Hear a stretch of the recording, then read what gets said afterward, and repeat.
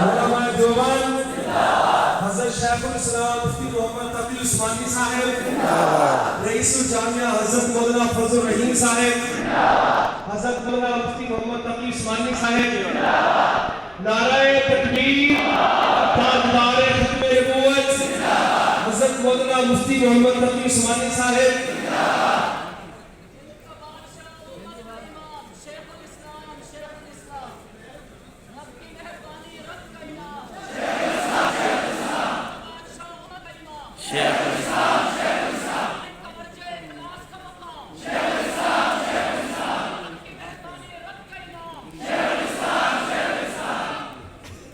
جی آپ سب حضرات تشریف رکھیے۔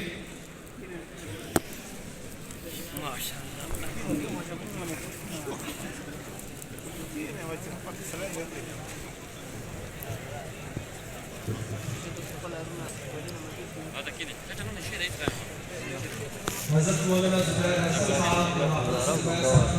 حضرت شیخ الاسلام کو جبہ پیش فرما رہے ہیں، اور حضرت شیخ الاسلام اپنی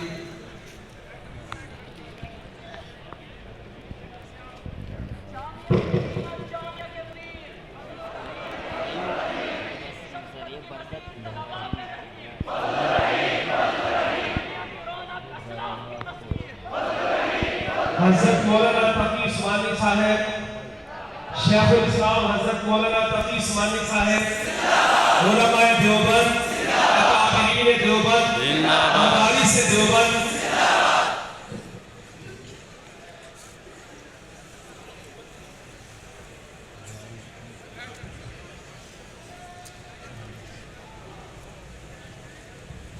حضرت مولانا قاری عبداللہ صاحب گفتگو فرما رہے ہیں، آپ ذرا بڑی توجہ سے سماعت فرمائیں۔ انشاءاللہ مزید کچھ ہی دیر میں حضرت شیخ الاسلام کا بیان شروع ہے۔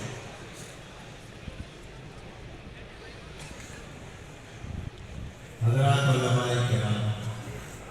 میں یہ بات عرض کر رہا تھا کہ العلماء ورثۃ الانبیاء میں ایک پیغام یہ بھی ہے کہ جن امتحانات سے، آزمائشوں سے انبیاء کرام علیہ السلام گزرے،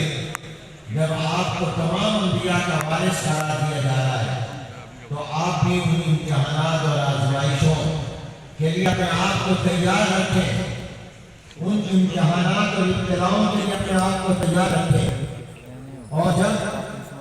آپ کو انبیاء علیہ السلام کی وراثت یہی علوم وحی سپرد کیے جا رہے ہیں، تو پھر آپ کی اور میری ذمہ داری یہ ہے کہ سب سے زیادہ انبیاء کرام کی سیرت طیبہ کا مطالعہ ہم لوگ کریں۔ اگرچہ عام مسلمان اور عام آدمی کے لیے انبیاء علیہ السلام